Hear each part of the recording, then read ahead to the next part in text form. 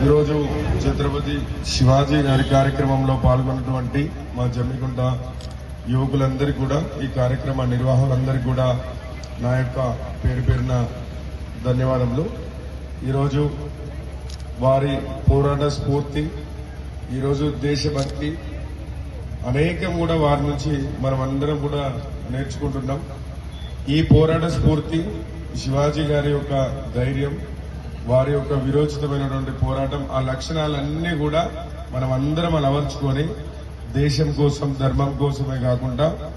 మన గ్రామం కోసం, పట్టణం కోసం, మన కుటుంబం కోసం ఎట్లయితే చేస్తున్నామో ఛత్రపతి శివాజీ మహారాజ్ గారు కూడా ఈరోజు దేశం బాగుండాలి, అందరం బాగుండాలని చెప్పి విరోచితంగా పోరాటం చేసి మనం ఈరోజు ఇక్కడ ఇంత స్వేచ్ఛాయుత వాతావరణంలో తిరుగుతున్నామంటే ఎంతో మంది మహనీయులలో ఛత్రపతి శివాజీ గారు కూడా ఒకరు. వారు తీసుకున్నటువంటి, వారు నడిచినటువంటి విధానాన్ని మనం అందరం కూడా అలవర్చుకోవాలని చెప్పి తెలియజేస్తూ ఈ కార్యక్రమాన్ని నన్ను ఆహ్వానించినందుకు